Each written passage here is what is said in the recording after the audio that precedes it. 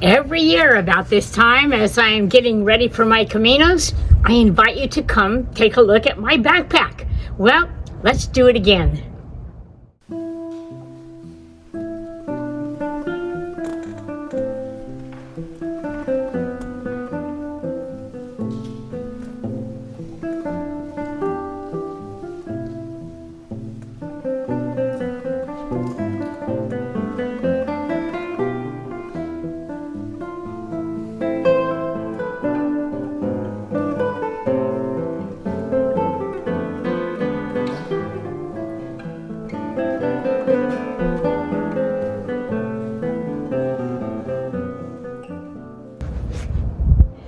Traditions. Ah, yes, those quirky little things we do because they're just so fun. But why are they so fun? Why do we enjoy traditions so much? Is it the thrill of doing the same thing over and over again? Or is there something deeper at play? Good traditions are like habits on steroids. They're the things we look forward to every year. For me, it's my Camino time. 3 months of walking numerous Caminos, not just in Spain, but in adjoining countries. So let's go inside and check out my backpack for this pilgrim season.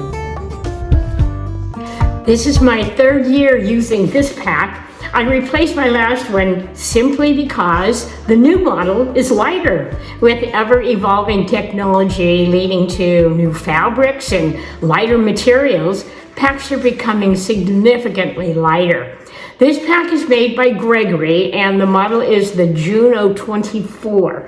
It weighs just 1.93 pounds when it's empty, and it has a capacity of 24 liters. Now, I'm not promoting any brand. This is just what I found that works for me.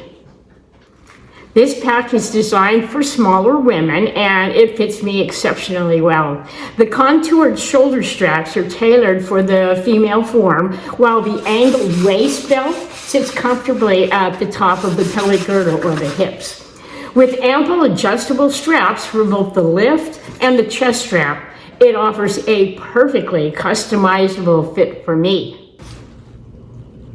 Let me take a moment to discuss torso size and how to find the right size pack for you. To measure your torso length, or the length of your backpack, you need to stand up straight and then find a little bony bump in your spine. This is going to be the 7th vertebra, and it's known as the C7. But anyway, next you're going to place your hands on your hips and draw an imaginary line between your thumbs at your back. Then you'll take a tape measure and you're going to measure from the C7 bump to that imaginary line that your thumbs made. That distance is going to be your torso length, and it'll help you get the right size pack. My torso length is 16 inches. This pack can adjust to fit anywhere from 14 to 18 inches. So I'm right in the middle, and this is perfect. And it's best to get a pack with your torso length in the middle of that range.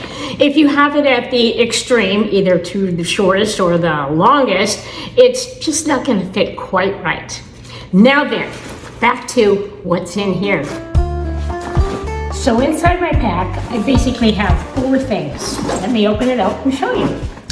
Okay, we start off with the bag that has my toiletries. Then we have the little cloth sack that has my flip-flops. Then I have all my clothes in here. And then the last thing is my jacket, which is down at the bottom. And hopefully I don't need to use this very often. So let's start off with showing you the jacket. Okay, the jacket, it just tucks into its own little hood, and it's a raincoat on the outside, and then the liner is a down alternative fabric so that when it gets wet it doesn't clump and it dries out very quickly. So I can wear either just the raincoat or the warm liner, or I can put them both together. Okay, so that's my rain gear, warm gear. Then I like to put my flip-flops in a little bag like this, because, you wear them around in the streets and they get, kind of disgusting. And so I always put them in a little bag, put it in my pack. Then here are my clothes. And I have this really cool little, this is kind of new for this year, but basically it's a double zip compressible clothing sack. It expands to that much, and then you can open it up again, and you have all your clothes inside. Okay, so let's put it all back together, zip it up. Okay, this little compressible sack zips up like that. Then we do this second zipper. Okay, so there's my clothes. And let me put my shoes back in their little sack. There's that. Then we put the coat back together. Lay it all out. And zip it up. Fold it up. Roll it up. And tuck it all back in the hood. Just like that. Okay, now it's time to put everything back in the bag.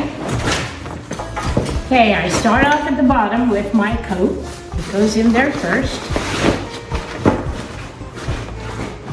Then I put down my shoes, my flip-flops. Then I put in my clothes. And then on the very top, I put my toiletries.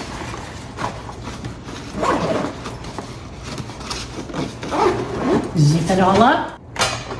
Now let's get the scale and find out how much this pack weighs.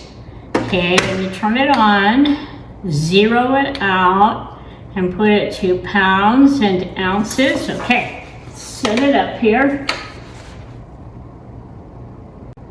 And it sets at 5.1568. Just not even 6 pounds. And that's for 3 months. Now that's just my basic stuff. I'll add to it, water and food and, things like that. But that's it for 3 months. Let me now share what I have in my clothing bag.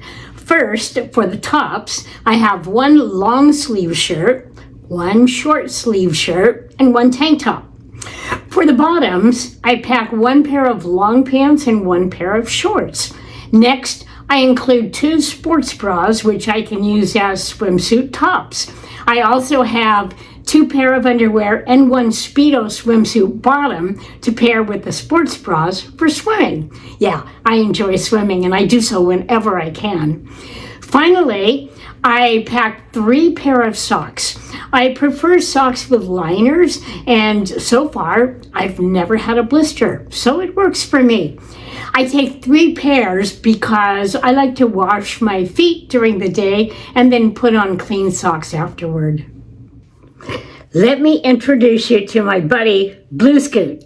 Many of you may already know about him, but he's quite special. Essentially, he's a skateboard with a handle. I often get asked if he's electric, but the answer is no. He's completely powered by me. I like to take Blue Scoot along with me on my Caminos for several reasons. First, when the pavement is smooth, level, or slightly downhill, it's really fun to just hop on and take a ride. Second, when I'm pushing him beside me, he serves as a handrail or a stabilizer, allowing me to feel free to look around at all the beautiful scenery. Third, he carries my drone, Fred, along with all the batteries and cables, and those are pretty heavy. However, there are some disadvantages to bringing Blue Scoot with me on the Camino. When the path is uphill, I have to push him. And when the terrain consists of gravel, rocks, stairs, or uneven surfaces, I have to pick him up and carry him over my shoulders. The advantages of using Blue Scoot far outweigh the negatives, especially as I travel over the months and the miles. Let me share an example of when I appreciate him the most. While walking the Camino Frances, let's say, I stop in Burgos, and I'm going to stay in a hotel that's in the historic area near the cathedral. There are several places that I want to visit in Burgos, but they're a bit far from the historic center. For instance, the Castillo de Burgos is about a mile away, and the Hueglas Monastery is approximately 2 miles from my hotel.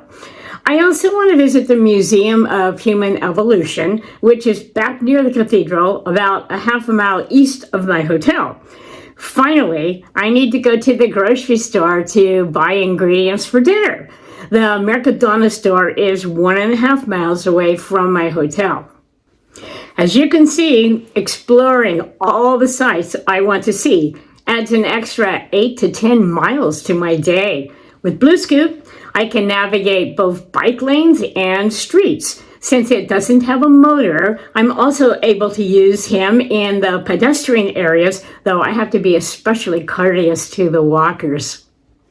In my opinion, using Blue Scoot is well worth it. I can see and do much more than I would be able to without him. Oh, and I almost forgot to mention that my trip to the grocery store filled up my blue bag with dinner ingredients and a nice bottle of wine, which Blue Scoot carries on his handlebars. As I post this video, I'm just days away from heading off to Spain for 3 months. This will be my last YouTube video until I return. However, when I get back, you can look forward to many more videos featuring various Caminos, drone footage, exclusive pictures, and accompanying commentary. In the meantime, if you want to stay updated, please send me a friend request on Facebook, where I'll be posting short videos every few days. Also, if you plan to be on the Iberian Peninsula at any point in the next 3 months, please let me know. It's always a pleasure to meet up with friends along different parts of the Camino. Until then, buen camino. It's time for some music. I usually choose music that matches the theme of the videos, but this time I decided to switch things up a bit. I asked my husband, Mark, to choose one of the arrangements that I've already made, but we haven't recorded yet. Here is his selection. Please enjoy.